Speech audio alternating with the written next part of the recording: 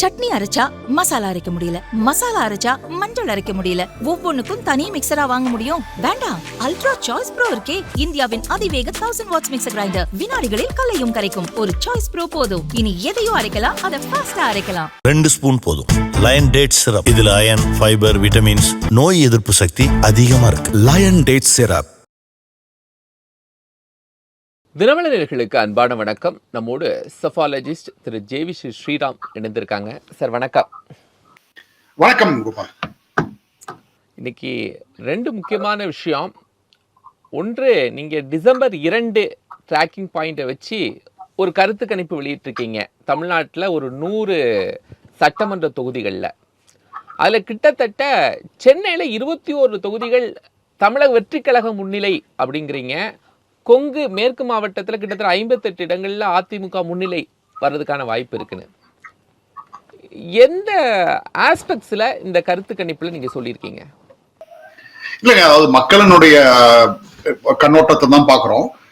சென்னையில் வந்து 12 இடங்கள்ல தமிழக வெற்றி கழகம் லீடிங்ல இருக்கிறதும், பாக்கி இருக்கிற இடங்கள்ல வந்து திராவிட முன்னேற்ற கழக கூட்டணி வந்து முன்னிலை இருக்கிறதும் பார்க்குறோம். அதுல வந்து ஒரு 5 இடங்கள்ல ஏடிஎம்கே வந்து கொஞ்சம் எட்ஜ் இருக்கிற மாதிரி பார்க்குறோம் செகண்ட் பொசிஷனுக்கு. அது வந்து ராயபுரமா இருக்கட்டும், விருகம்பாக்கமா இருக்கட்டும், ரெண்டுமே ஏடிஎம்கே எட்ஜ் இருக்கு. அதே மாதிரி டி நகர், மயிலாப்பூர், வேளச்சேரி அங்கேயும் வந்து ஏடிஎம்கே எட்ஜ் இருக்கு. அதுக்கப்புறம் பாத்தீங்கன்னா இந்த கருத்து கணிப்பை பொறுத்த மட்டும் நம்ம வந்து இப்படி எடுத்துப்போம். Greater Chennai, north Vanniyar belt, Kongu, இது 3 தான் கவர் பண்ணிருக்கோம். 1ல இருந்து 100 தொகுதி வரைக்கும் கவர் பண்ணிருக்கோம். இதுல பாத்தீங்கன்னா உங்களுக்கு வந்து கிரேட்டர் சென்னையில உங்களுக்கு போட்டி வந்து திராவிட முன்னேற்ற கழகத்துக்கும் தமிழக வெற்றி கழகத்துக்கும் தான் பெருசா இருக்கு. கிரேட்டர் சென்னையை பொறுத்த மட்டும் கிரேட்டர் சென்னை நம்ம சொல்றது வந்து இந்த KCTTம்பாங்கல்ல, காஞ்சிபுரம், சென்னை, செங்கல்பட்டு, திருவள்ளூர் அப்படிம்பாங்கல்ல, அதுதான் நம்ம எடுத்துருக்கோம். அதுக்கப்புறம் பாத்தீங்கன்னா இப்ப நார்தர்ன் பெல்ட்ல போக பாத்தீங்கன்னா, நார்தர்ன் பெல்ட்ல திரும்பி, அதாவது கிராமப்புறத்துல முழுக்கவே உங்களுக்கு வந்து திராவிட முன்னேற்ற கழகத்துக்கும் அதிமுகவுக்கும் தான் முக்கியமான போட்டி. நகர்ப்புறங்கள்ல வந்து ஒரு சில இடங்கள்ல வந்து தமிழக வெற்றி கழகத்து நல்ல ஓட்டு வாங்குறாங்க. இல்ல, எல்லா இடத்துலயுமே ஓட்டு வாங்குறாங்க. எல்லா இடத்துலயுமே டபுள் டிஜிட்ல தான் ஓட்டு வாங்குறாங்க. எங்கேயுமே சிங்கிள் டிஜிட் நான் சொல்ல மாட்டேன். காஞ்சிபுரம் போன்ற இடங்கள்ல தமிழக வெற்றி கழகம் வந்து லீடிங்லயே வருது. இது வந்து நான் மட்டும் சொல்லல, அதே மாதிரி சிலரும் கருத்து கணிப்பு எடுத்து கொடுக்கிறவங்களும் அவங்களும் சொல்றாங்க, இல்ல காஞ்சிபுரம் மாவட்டத்திலேயே தமிழக வெற்றி கழகத்துக்கு இம்பாக்ட் இருக்குன்னு. கடந்த ஒரு மாசமா ஐ திங்க் ஒரு விஷயம் வந்து தமிழக வெற்றி கழகமுக்கு விஜய்க்கு வந்து சாதகமா போயிட்டு இருக்குன்னா, அது என்னன்னா ஒரு பெர்செப்ஷன், அவர் பின்னாடி யாருமே இல்ல, அவர் மட்டும்தான் அப்படிங்கிறது கொஞ்சம் மெல்ல பிரேக் ஆயிட்டு இருக்கு. ஏன்னா இது வந்து ரொம்ப பிரேக்கிங் பாயிண்ட்னே சொல்லலாம். இது ரொம்ப முக்கியமான பாயிண்ட். இப்ப செங்கோட்டையன் வந்ததுனால அப்படியே களமே மாறிடும், கோபிச்செட்டிப்பாளையத்தை தமிழக வெற்றி கழகம் ஜெயிக்கும், அதெல்லாம் நான் ஒண்ணுமே சொல்ல வரல, அப்படிலாம் சொல்ல வரல. நாஞ்சில் சம்பத் வந்துட்டாரு, அதனால வந்து பிரச்சாரம் பயங்கரமா இருக்கும், பிரச்சார பீரங்கி, கண்டிப்பா பிரச்சார பீரங்கி தான் இருப்பாரு. அவர் வந்து எல்லா இடத்துக்கும் போவாரு, பேசுவாரு. அவர் பேசுனதை மக்கள் வந்து விரும்பி கேட்பாங்க. அதாவது யார் விரும்பி கேட்பாங்கன்னா, ஜென்சி கேட்க மாட்டாங்க. கொஞ்சம் 30 வயசுக்கு மேல 40 வயசுக்கு மேல இருக்கிறவங்க கூட கேட்பாங்க இப்ப நாஞ்சில் சம்பத்தோட ஸ்பீச்ச. சோ ஒரு பர்செப்ஷன் கெயின் ஆயிடுச்சு. அதாவது தலைவர்கள் யாருமே இல்ல தாவேக்கால அப்படிங்கறத பூர்த்தி செய்யற மாதிரி இந்த நகர்வுகள் இருக்கு, அப்படி புரிஞ்சுக்கலாம். அதை நோக்கி நகருது. இந்த 2 பேர் வந்ததுனால உங்களுக்கு அப்படியே வந்து ஃபுல் ஆயிடுச்சுன்னு சொன்னீங்கன்னா கிடையாது. ஆனா ஒண்ணுமே இல்லாததுக்கு இப்போ ஒரு அடிஷன். பண்ருட்டி ராமச்சந்திரன் வந்து 2006ல வந்து போய் தேசிய, அதாவது ஜாயின் பண்ணார், தேமுதிகல நின்னாரு, பண்ருட்டிலேயே நின்னாரு, அவர் சொந்த தொகுதியில 20% ஓட்டு வாங்கினார். அவ்வளவுதான் ஆச்சு. அவர்னால வந்து வெற்றி பெற முடியல. விஜயகாந்த் ஒருத்தர் தான் அந்த தேர்தலில் வெற்றி பெற்றாரு. அதாவது என்னன்னா, நம்ம நிறைய வாட்டி பேசியிருக்கோம் கோபால், 2006க்கும் 2026க்கும் இருக்கக்கூடிய மிகப்பெரிய வித்தியாசம் என்னன்னா, 2 பெரிய ஆளுமை இருக்கக்கூடிய கலைஞர் கருணாநிதி, அம்மையார் ஜெயலலிதா 2 பேரும் இல்ல. அந்த தாக்கத்தினால விஜய் அவரோட பீக் ஆஃப் ஹிஸ் கரியர்ல அவர் வராரு. 2006 பீக்னு சொல்ல முடியாது, ரமணா படம் எல்லாம் வந்துருச்சு அதுக்கு முன்னாடியே. சோ பட் அவரும் விஜயகாந்த் ஒரு நல்ல இடத்துல வந்தாரு. சோ 2 பெரிய தலைவர்கள் இருக்கும் பொழுது ஒரு 3வது நபர் உள்ள நுழையறதுக்கும் 2 கழகங்களுக்குமே ஒரு தலைமை. ஏன்னா திராவிட முன்னேற்ற கழகத்தை பொறுத்தவரைக்கும் ஸ்டாலினை மக்கள் ஏத்துக்கிட்டாங்க. ஆனா இதுதான் முக்கியமான பாயிண்ட், உதயநிதி ஸ்டாலினை மக்கள் ஏத்துக்க மாட்டேன்றாங்க. அதாவது கட்சிக்காரங்க ஏத்துக்கிட்டாங்க. உதயநிதி ஸ்டாலினை மக்கள் ஏற்றுக்கொள்ளல அப்படிங்கிற ரீசன் என்ன? சேப்பாக்கத்துல ஏற்றுக்கொண்டாங்களா, அதனாலதானே ஜெயிச்சாரு. சேப்பாக்கத்துல ஏத்துக்கொண்டாங்க, அவரை வந்து ஜெயிக்க வச்சாங்க. ஆனா அவரோட ரைஸ் ரொம்ப ஃபாஸ்ட்னு மக்கள் ஃபீல் பண்றாங்க. அதாவது அவருக்கு மந்திரி பதவி கொடுத்தீங்க, உடனே டெப்டி சீஃப் மினிஸ்டர் ஆகிட்டீங்க, பெரும்பெரும் தலைவர்கள்லாம் இருக்காங்க. இன்ஃபேக்ட் சில பேர் கேட்கறாங்க, ஏன் கனிமொழிக்கு இதெல்லாம் கிடைக்கல? அவரும் கலைஞரோட குடும்பத்தை சேர்ந்தவர் தானே. இதெல்லாம் மக்கள் கேட்கிற கேள்வி. அதாவது ஏன்னா ஸ்டாலினே வெயிட் பண்ணார் இல்லைங்க. ஸ்டாலின் 89ல ஜெயிச்சு மினிஸ்டர் ஆகல, 96ல ஜெயிச்ச அப்புறம் மேயர் தான் ஆனாரு, அப்புறம் 2006ல கூட ஒரு மினிஸ்டர் தான் ஆனாரு, அதுக்கப்புறம் தான் ஒரு டெப்டி சீஃப் மினிஸ்டர் ஆனாரு. இவர் வந்தாரு, வரவே மாட்டேன்னாரு, வந்தாரு, ஆயிட்டாரு. இப்படின்னு ஒரு கருத்து இருக்கு மக்கள் கிட்ட. இந்த கருத்துக்கு அதாவது இததான் வந்து வாரிசு அரசியலை பத்தி பேசுற விஜய். விஜய் வந்து வாரிசு அரசியலை பத்தி பேசுறாருல்ல, ஒரு பக்கம் பாசிசம்ன்றாரு, ஒரு பக்கம் வாரிசுன்றாரு. ஓகே, சோ இதெல்லாம் தாக்கம் இருக்கும். சார், இந்த மாதிரி விஷயங்கள் தான் விஜயோட ஓட் பேங்க் ரைஸுக்கு காரணமா, இல்ல விஜயோட வருகையினால திமுகவுடைய ஓட் பேங்க் குறையுதா? திமுகவோட ஓட் பேங்க் குறையுது. ஏன்னா நான் வந்து பல இடங்கள்லயும் கடந்த ஒரு 3 நாட்கள் 4 நாட்களாக சொல்லக்கூடியது என்னன்னா, தாவேகா பேசுறது எல்லாமே திமுக பேசுறது தான். திமுகவுக்கும் தாவேகாவுக்கும் எந்த வித்தியாசமுமே கிடையாது. அது பாலிசி வைஸா இருக்கட்டும், கொள்கையா இருக்கட்டும், அவங்களும் பெரியாருன்றாங்க, இவரும் பெரியாருன்றாரு, அவங்களும் அம்பேத்கர்ன்றாங்க, இவரும் அம்பேத்கர்ன்றாங்க.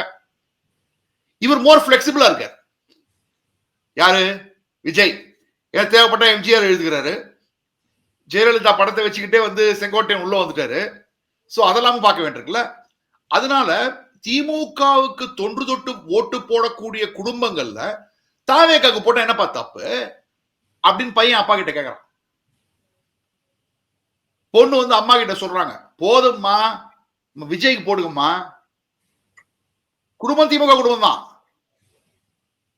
ஓகே, திமுக குடும்பத்திலேயே இந்த மாதிரியான மாற்றங்கள் வருது. கொங்குல 2021க்கு அப்புறம் ஒண்ணு பார்த்தோம். திமுக குடும்பங்கள்ல சேர்ந்தவங்கள நிறைய பேரே வந்து RSSல போய் சேர ஆரம்பிச்சாங்க. இவன் இந்த விஷயத்த 2021 தேர்தல் முடிஞ்ச அப்புறம் மோடக்குறிச்சி சுப்புலட்சுமி ஜெகதீசன் வந்து அவர்களுடைய உறவினர் பையன் ஒருத்தங்கிட்ட கூப்பிட்டு கேட்டிருக்காங்க, என்ன தம்பி நீ RSS பக்கம் போறியாமே அப்படின்னு. ஆமாங்க ஆமாங்க அத்தா, நான் போறேன், நான் போய் ஜாயின் பண்ணிட்டேன், அந்த பையனை கிட்ட வந்து சொன்னான் பேசும்போது. சோ அந்த மாதிரி சென்னை சுற்றி இருக்கக்கூடிய ஏரியால என்ன ஆகுதுன்னா, குடும்பம் திமுக, ஆனா அடுத்தது ஏன்பா நீ திமுக இருந்து என்னப்பா நீ அப்படியே தான் இருக்க போற, ஆனா அவர் பையன் அதுக்கப்புறம் அவர் பையன் வந்துருவான்ல. இதெல்லாம் ஜென்சி கேட்கிற கேள்விகள். இந்த கேள்விகளுக்கு திராவிட முன்னேற்ற கழகத்திற்கு பதில் இல்லை. அதே மாதிரி அதிமுக வந்து ஒரு கட்டமைப்பை சரி பண்றது பண்ணலங்க. சென்னையில பண்ணலங்க. இப்போ உங்களுடைய நம்பர்ஸ்ல சென்னையில நிறைய டிவிகே கொடுத்துருக்கீங்க, அடுத்து டிஎம்கே கொடுத்துருக்கீங்க. ஓவராலா மத்திய சர்வே அப்படின்னு சொல்லி இன்னைக்கு பத்திரிகையில நீங்க செய்தி வந்திருக்கும் பார்த்திருப்பீங்க. அதுல முதல்ல டிஎம்கே, 2வது டிவிகே, 3வது இடம் அதிமுக அப்படிங்கிற லிஸ்ட் தான் வந்திருக்கு. அந்த கோபால் தப்பா நினைக்காதீங்க, உளவுத்துறை பண்ண சர்வே எப்படிங்க வெளில வரும்? இதே உளவுத்துறை வந்து 2019 ஏதோ ஒரு டயத்துல வந்து டிஎம்கே வந்து விஜய் ரஜினிகாந்த் வந்து 150 சீட் ஜெயிப்பாங்க அப்படின்னாங்க.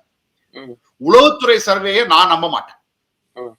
ஏன்னா உளவுத்துறை யாரை எம்ப்ளாய் பண்ணாங்க, என்ன தொகுதி, நான் உங்களுக்கு கொடுத்தது வந்து நான் வந்து ட்விட்டர்ல போடும்போது தொகுதி வாரியா கொடுத்தேன். நான் தொகுதி வாரியா யார் ஃப்ரண்ட்ல இருக்காங்க, எட்ஜ் என்ன ஏது எல்லாமே சொன்னேன். உளவுத்துறை வந்து நம்ம வந்து தினமலர்ல ஒப்பீனியன் போல் கண்டக்ட் பண்ணும்பொழுது கோயம்புத்தூர்ல, அதாவது இந்த கிராமப்புறங்கள்ல இருக்கும் கவுண்டம்பாளையத்துல, அப்ப நாங்க பண்ணும்போது உளவுத்துறை இருந்தாங்க. உளவுத்துறை வந்து எங்ககிட்ட வந்து கேட்டாங்க, என்ன சர்வே பண்றீங்களா நீங்க அப்படின்னு. நீங்க யாருன்னு அப்பெல்லாம் முதல்ல சொல்லல. அதுக்கப்புறம் வந்து கேமரா எல்லாம் ஆஃப் பண்ணி அப்புறம் பேசும்போது இல்லைங்க நாங்க ஐபில இருந்து வரோங்க, நாங்களும் பண்ணிக்கிட்டு இருக்கோம் அப்படின்னாங்க. அது ஸ்டேட் ஐபி. ஓகே, ஸோ இதை நான் பார்த்துருக்கேன்.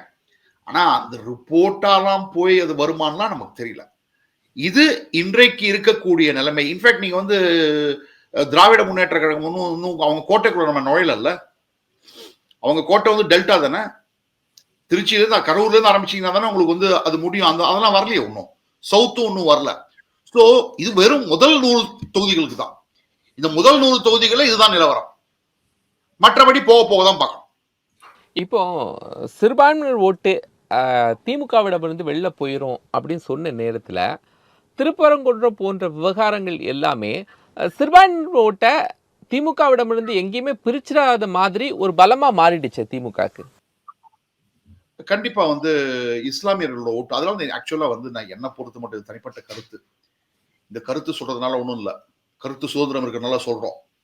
மழை சென்னையில தான் நான் இப்ப இருந்தேன், நான் ஸ்டப்பா மழை பெஞ்சுக்கிட்டு இருக்கு, ஒரு கரெக்டான டைவர்ஷனரி டாபிக் கிடைச்சது. ஆனா கோர்ட் இந்த அளவுக்கு போகும்னு அவங்க எதிர்பார்க்கல. ஏன்னா கோர்ட்டும் அவ்வளவு பேச வேணும்னு சொல்லியிருக்காங்க. அது ஆனா திருப்பரங்குன்ற மாதிரியான விஷயங்கள் தமிழ்நாட்டுல வந்து பெருசா எடுபடியாக.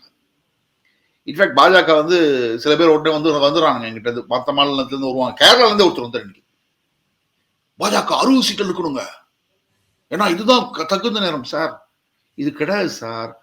அதாவது தமிழ்நாட்டுக்காரங்க திமுக காரங்களே கோயிலுக்கு தான் முதல்ல, அதிமுக காரங்களோட அதிமுக தான் முதல்ல கோயிலுக்கு போவாங்க. கரெக்டா இல்லைங்களா? கோயிலுக்கு முதல்ல போவாங்க, பூஜை பண்ணுவாங்க, ஜோசியக்காரங்கிட்ட போவாங்க. பிடிஆர் பழனிவேல் தியாகராஜனே சொன்னார் இல்லைங்க, இவ்வளவு நாள் நாமினேஷனுக்கு டைம் இருந்தது, ஆனா அன்னைக்கு அந்த ஒரு கிழமை காலையில இந்த டைமும் சாயங்காலம் இந்த டைமும் முகூர்த்த நேரம் அப்பதான் எல்லாரும் பண்ணாங்க. சோ பகுத்தறிவுங்கிறது வந்து மேடை பேச்சுக்களுக்கு மட்டும்தான். அவங்க பர்சனல் லைஃப் வந்துருச்சுன்னா பகுத்தறிவுலாம் ஒன்றும் கிடையாது. முதல்வரோட மனைவியும் துணை முதல்வரோட அம்மாவுமே வந்து கோயிலுக்கு போறாங்கல்ல, பார்த்துட்டு தானே இருக்கோம். சோ அதனாலதான் அதிமுக இந்த விஷயத்தை பெருசா எடுக்கல. அதுக்கு வேற குத்தம் சொல்றாங்க சில பேர்லாம், சில இந்த ஐப்பர் சங்கிலாம் இருப்பாங்க, அதிமுக பாரு இதை பத்தி ஒண்ணுமே பேசல. எலக்டோரல் இஷ்யூவே அதிமுக கூட நீதிமன்றத்தின் உத்தரவை தமிழ்நாடு அரசு பின்பற்றி இருக்க வேண்டும் அப்படின்னு சொன்னாங்களே. அவ்வளவுதான். அதுதான் சொல்றேன். இது வந்து எலக்டோரல் இஷ்யூ கிடையாது, இது கோர்ட் இஷ்யூ. ஒத்துப்பீங்களா நீங்க? இது கவர்மெண்ட்டுக்கும் கோர்ட்டுக்கும் இருக்கிற ஒரு இஷ்யூ. அதுல வந்து இந்து முன்னணி தலையிடலாம்.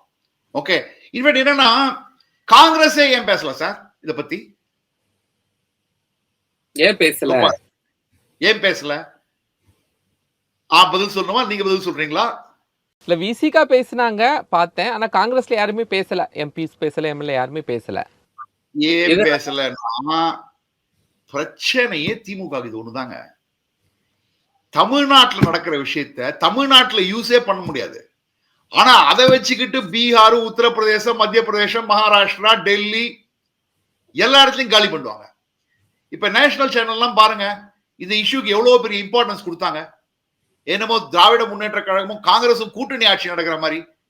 ஓகே, சனாதன தர்மத்தை பத்தி துணை முதலமைச்சர் பேசினது மத்திய பிரதேஷ்ல எக்கோ ஆச்சு.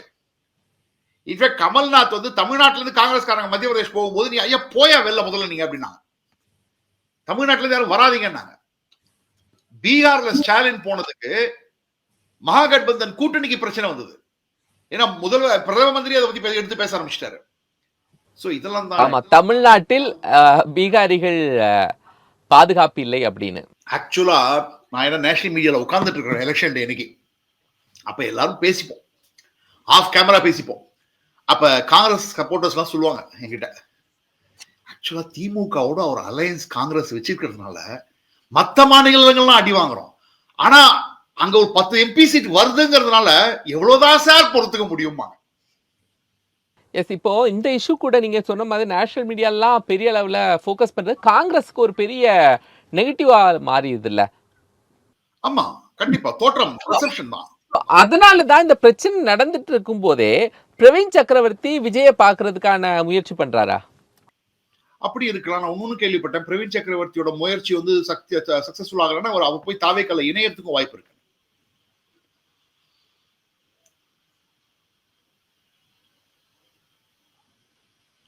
அவரே போய் தாவேக்கால இணையத்துக்கு வாய்ப்பு இருக்குன்னு சொல்றாங்க. சோ அப்போ பிரவீன் சக்கரவர்த்தி விஜயை மீட் பண்றது அப்படிங்கிறது காங்கிரஸ தாவேக்காவோட கூட்டணிக்கா இல்ல தான் தாவேக்காக்கு போறதா அப்படிங்கறதும் இருக்கு இல்லையா? பொறுத்த மட்டும் அதுக்கு முன்னாடி ஒரு ட்வீட் போட்டார், எல்லா கட்சிகளுக்கும் அகில இந்திய அளவுல கூட்டம் சேர்க்கிறது தான் பிரச்சனை. ஆனா அகில இந்திய லெவல்ல இன்னைக்கு ஒரே ஒரு கட்சி தான் கூட்டம் சேர்றதே ஒரு பிரச்சனையா பாக்குறது, தாவேக்கா மட்டும்தான். எவ்வளவு பெரிய கொடுத்து வச்சிருக்கோம் இந்த கட்சி, கூட்டத்தை சேர்க்கறதுக்கு நாங்கெல்லாம் கஷ்டப்படுறோம். இவங்க வந்து கூட்டம் சேருது, அதை எப்படி கண்ட்ரோல் பண்றதுன்னு தெரியாம இருக்கிறாங்க, தானா வர கூட்டம்னு. சோ அப்பயே ஒரு ஹிண்ட் கிடைக்குது, அவர் வந்து தாவேக்கா பக்கம் சாயலாம்னு பாக்குறாரு. ஓகே, சோ ஒருவேளை காங்கிரஸ் கூட்டணி, அதாவது கேரளாவை பொறுத்துதான் இருக்கும்னு நினைக்கிறேன்.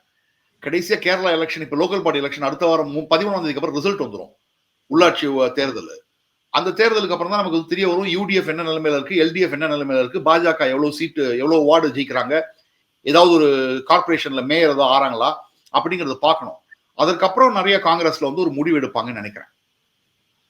ஆனா காங்கிரஸ் தலைமை இன்னும்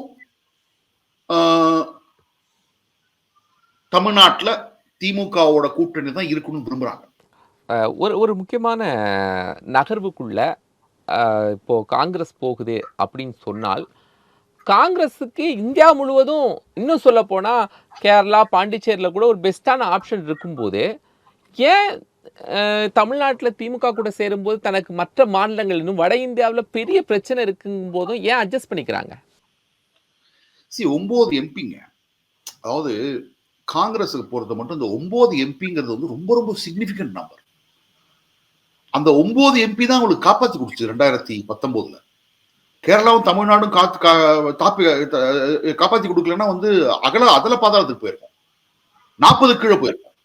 ஓகே, லிட்டரா 40 கீழே போயிருக்கும். ஏன்னா அவங்க வாங்கினது 52 53 தொகுதியோ 52 ஜெயிச்சாங்கன்னு நினைக்கிறேன், 32 இருக்கும். சோ அது வந்து எவ்வளவு பெரிய எம்பராஸ்மெண்ட் கொடுத்துருக்கோம். அதனால காங்கிரஸ் பொறுத்த எம்எல்ஏ முக்கியம் கிடையாது, எம்பி தான் முக்கியம். அதாவது பிஜேபியில கூட பல தலைவர்கள் டெல்லியில உட்கார்ந்துட்டு இருக்கிறவங்க சொல்லுவாங்க, எங்களுக்கு ஸ்டேட்டை விட சென்டர் தாங்க முக்கியம், எங்களை பொறுத்த மட்டும் பாராளுமன்ற தேர்தல் தாங்க முக்கியம். அதே மாதிரி காங்கிரஸ் கூட இன்னைக்கு பாராளுமன்ற தேர்தல் தான் முக்கியம் போயிட்டாங்க. ஏன்னா ஒவ்வொரு ஸ்டேட்டா கையை விட்டு போயிட்டு இருக்கு, தோல்வியே பழகிடுச்சு. அப்படிங்கிற போது இந்த ஒரு மாநிலத்தை வெற்றி சாதகமா இருக்கும்போது அதை விட்டுட்டு போவாங்களா அப்படிங்கிற கேள்விதான் எழுது. சார், இப்போ காங்கிரஸ்க்கு அது ஒரு முக்கியமான ஃபேக்டரா இருக்கலாம். ஒருவேளை இங்க விஜய் பிரச்சாரம் பண்றாரு, அதே நேரத்தில் ராகுல் காந்தியும் முழுமையா தமிழ்நாட்டில் பிரச்சாரம் பண்றாங்க அப்படின்னா, ரெண்டுமே தாவேக்காக்கு ஒன்ஸ் அலைன்ஸ் மேடானா ஒரு மிகப்பெரிய பாசிட்டிவ் ஃபேஸா ஆகும்ல. இது ஒரு மிகப்பெரிய பாசிட்டிவ் ட்ரெண்டிங் விஷயம். ஏன்னா காங்கிரஸ் வந்து இதை வந்து சீரியஸா யோசிக்கணும், ஆனா யோசிக்க மாட்டேன்றாங்க. அவங்க இந்த டைரக்ஷன்ல திங்க் பண்ண மாட்டேன்றாங்க. என்னன்னா இன்னைக்கு வந்து இந்த கட்டமைப்பு வந்து திராவிட முன்னேற்ற கழக கூட்டணிக்கு இருக்கக்கூடிய ஒரு க்ளூ காங்கிரஸுக்கு 5% தான் இருக்கலாம் ஓட்டு. ஆனா அவங்க கூட சேர்றதுனால என்ன பவர் கிடைக்குதுங்கிறது தெரியும். அவங்க வெளில போயிட்டாங்கன்னா திமுக என்னென்ன இழக்கும்னு திமுகவுக்கும் தெரியும். அதனாலதான் முதல்வர் மு க ஸ்டாலின் வந்து அவங்களை வச்சுக்கிட்டு இருக்காரு கூட. ஆனா விஜய் எஃபர்ட் என்ன போடுறாருன்னு தெரியலையே. ஏன்னா ஒண்ணுங்க, நரேட்டிவ் செட்டிங்ல அதிமுக ரொம்ப ரொம்ப பின்தங்கி கிடக்கு, ரொம்ப பின்தங்கி கிடக்கு. சோசியல் மீடியா வந்து எலெக்ஷன் பர்ஃபார்மன்ஸை நிர்ணயிக்க கிடையாது.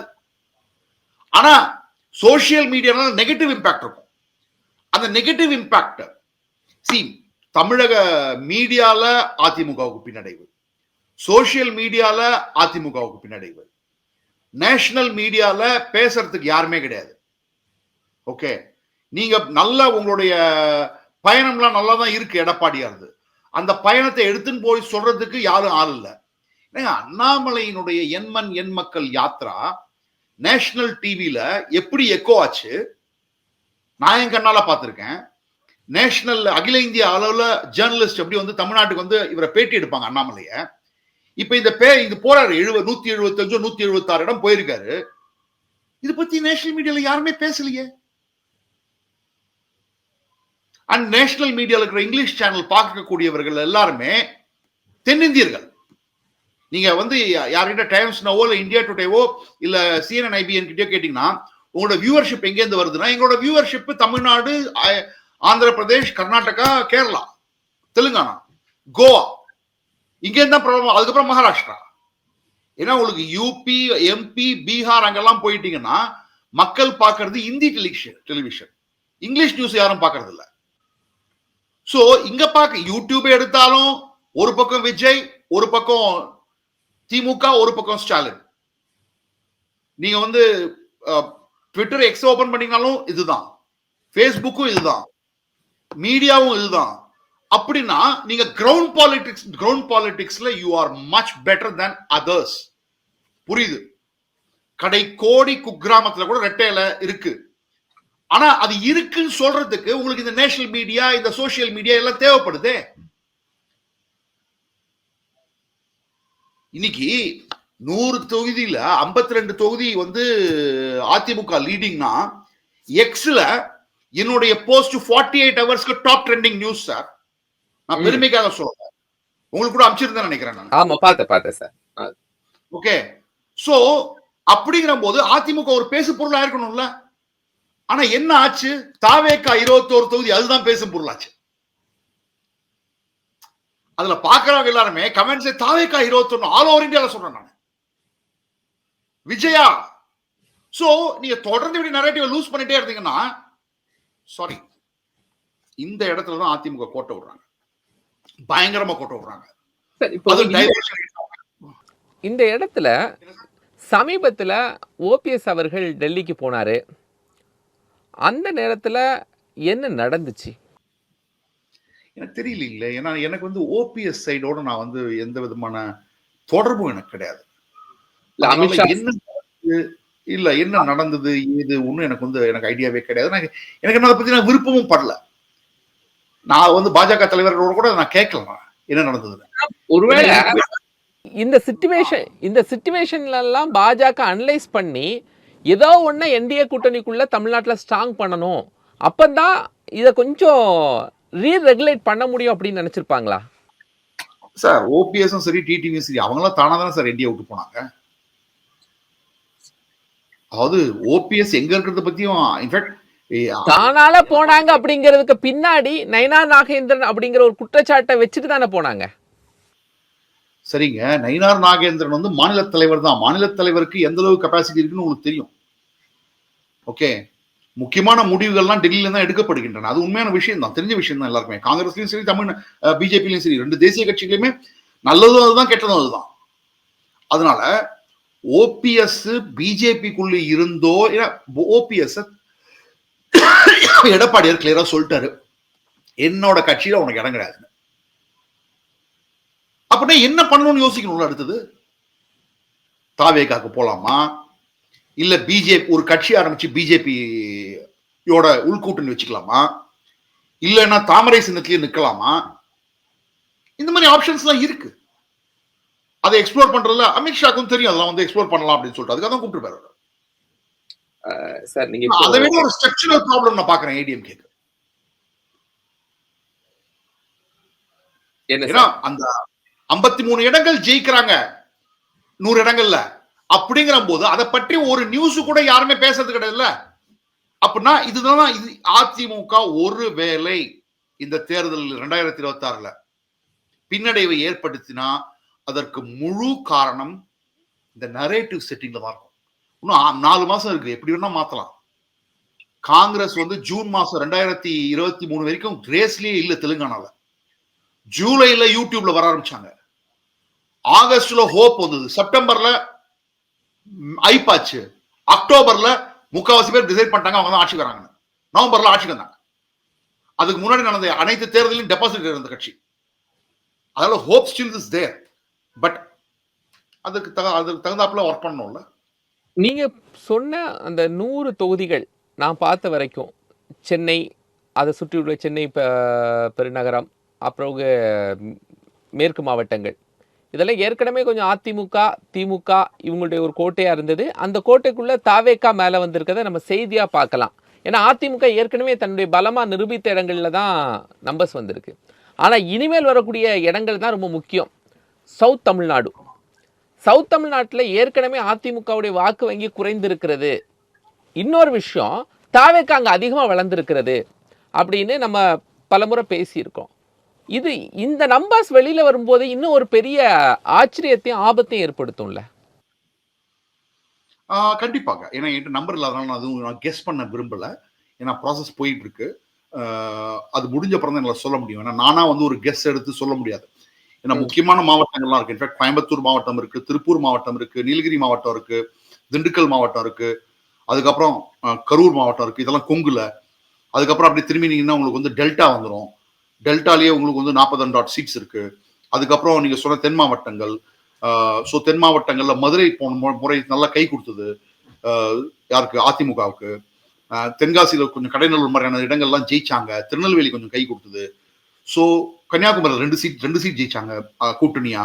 ஸோ நம்ம தொடர்ந்து பார்க்கணும் என்ன ஆக போகுது சவுத்துலன்னு. ஏன்னா ஏன்னா நார்த்ல வந்து ஒன்று ஆகுது, ஒரு கன்சாலிடேஷன் ஆகுது 1 இயர் பெல்ட்ல. நல்ல ஒரு கன்சாலிடேஷன் பார்க்க முடியுது. அதனால தான் அதிமுக வந்து ஃப்ரண்ட்ல இருக்காங்க. ஸோ இதே மாதிரி என்ன கன்சாலிடேஷன் ஆகுது சவுத்துலங்கிறது நான் இப்ப சொல்றதுக்கு விரும்பல. என்ன இன்னொரு கொஞ்சம் ஒரு வாரமோ 2 வாரத்துக்குள்ளேயோ என்னோட செகண்ட் ஒப்பீனியன் போல் ரிலீஸ் ஆயிடும். அது ரிலீஸ் ஆன அப்புறம் நான் சொல்ல வைப்பேன். நிறைவா ஒரு கேள்வி கேட்டுறேன். உங்களுடைய போல் வந்திருக்கு. இந்த அலைன்ஸ் பார்ட்டி அலைன்ஸ்ல ஏதாவது மாற்றம் தென்படுதா? எதுவும் தெரியலங்க. அதாவது இந்த நாங்க வந்து தேமுதிகவும் பாமகவும் இருக்கு, அதாவது இருக்கு அதிமுக கூட்டணியில் கேட்கல, இல்லன்னு கேட்கல. மக்களோட இதுக்கு விட்டோம். நாங்க வச்சதே வந்து அதிமுக கூட்டணி, திமுக கூட்டணி, தாவேகா, நாம் தமிழர் கட்சி, மற்றவை, அவ்வளவுதான்.